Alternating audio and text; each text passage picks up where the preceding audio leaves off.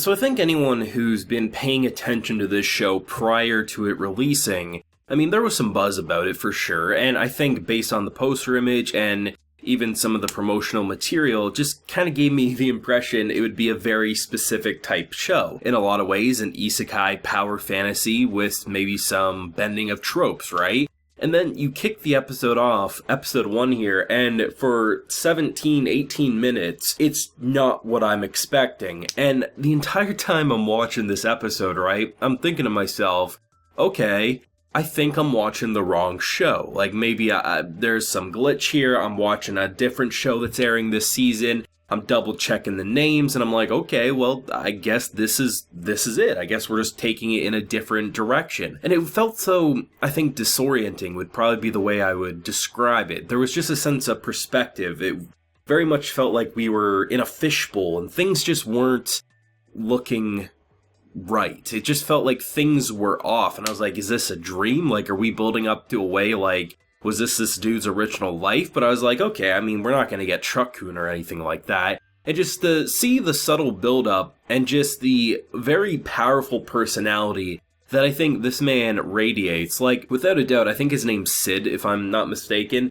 I like the fact that you take essentially an entire episode to kind of understand where this guy is, right, mentally. And I mean, mentally, this dude's like on a power trip. He wants to be a hero, and I mean, he cracks some skulls with a goddamn crowbar. Like, they don't hide away from the brutality, right? But the fact of the matter is, like, this general-looking school, like, nothing's out of the ordinary besides a masked vigilante who's protecting a girl who I guess has been kidnapped before and has experienced some pretty horrible things. And all throughout watching it, I'm thinking to myself, okay, this doesn't look like what they were presenting on paper, but apparently this is this guy's life, right? You know, he dresses up and I guess he'll probably get powers at some point. And then just so casually, they show the news and he gets hit by a truck. And I'm like, if this ain't isekai, I don't know what is. I just found myself watching this episode with almost my jaw on the floor from the get-go because I was like, this doesn't feel like what I was previewed, right? And I guess based on what I'm reading,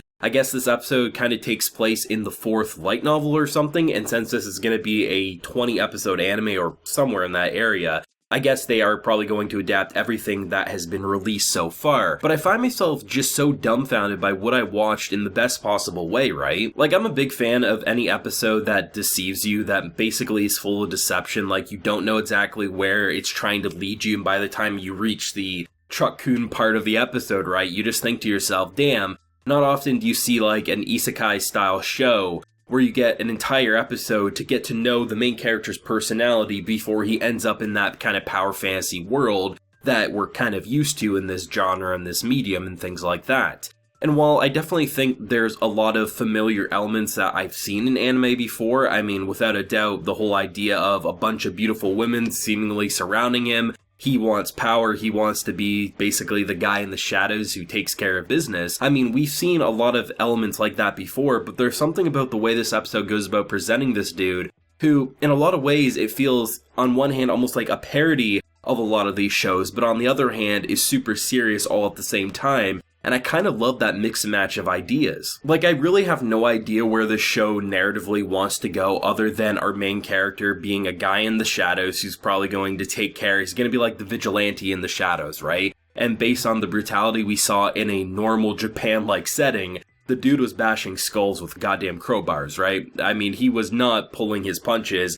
And I feel like he actually was killing fools based on the shit that we were seeing. But the fact that now he's in a fantasy world with magic and power like that, there's just so much more that he'll be able to do that he obviously couldn't do in his original world, given the limitations of the human body and a non-magical environment. The thing that makes, I think, the deception of the first 18 minutes of this episode before the credits just start playing, and then you get into the normal isekai anime environment, which is such a brilliant bait and switch, is the fact that you truly got to see what type of person he was, as they kind of deceive you into following this girl who was like, oh, she's going to be a very key player, right? Because she's like, oh, I don't like this dude, he never remembers my name, then she ends up getting kidnapped, and then you see the escalation of the episode. But there was something so brilliant about how many times in a single episode it made me feel like I was focusing on the wrong thing.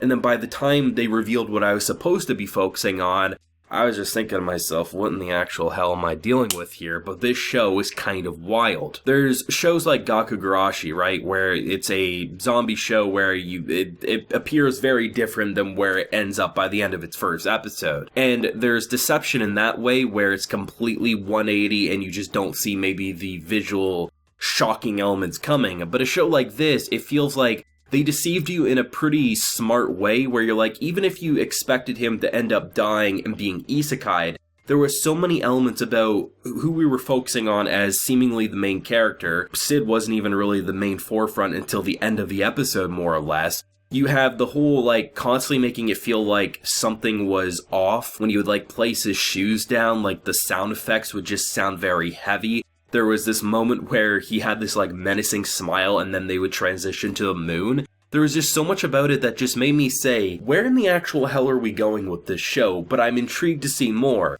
And then when they casually end the episode, or where you think the end of the episode is, because the credits start playing after you hear the news about a student who got killed, and we see our boy's face just basically plastered as the dead one, and then they kick into his new isekai environment. It just makes me say, like, you know, even if this is, like, skipped ahead content so they could show this first, it works so great as an intro because you get a good idea of where this guy's personality is, and he's kind of frightening, if I have to be honest. Like, the dude is bashing skulls with crowbars, and he desires power, and now he's in a fantasy world where he very much can get that, and honestly, it kind of feels like a mixture of almost parodying so much what I've enjoyed or disliked about this type of show, but also being super serious and not feeling goofy all at the same time. And for a show that I really wasn't sure what to expect, I leave the first episode still not knowing exactly what to expect, but my excitement for this show's potential has kind of increased tenfold. I mean, seriously, the show is just kind of wild. Like, its general aesthetic isn't anything I would say to write home about, but it kind of has this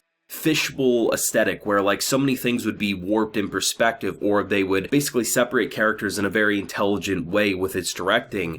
And every time I thought I was like, okay, I kind of have an idea of where we're going here, it just threw me for a loop, right? And it's hard to really predict where a show like this can go because you can look at the character designs at the end of the episode and it gives you a general fantasy perspective that you kind of think you know what's going to happen. But all in all, it's just, I don't know what to expect with this show. And that's kind of exciting because usually when you leave a first episode, you kind of have a general idea of where a show wants to go.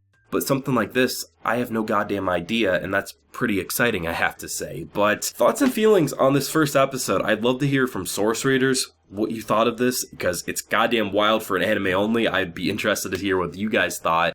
But also for anime originals, whether you were going to check this one out or you checked it out because you saw my video or other people's videos, what did you think, and are you going to keep watching it? Because I definitely am. This one has my interest, and it's a goddamn roller coaster of deception to say the least. But thoughts and feelings down below. Leave a like if you enjoyed, subscribe if you're new around here. Until next time, everyone, please take care and have a good one.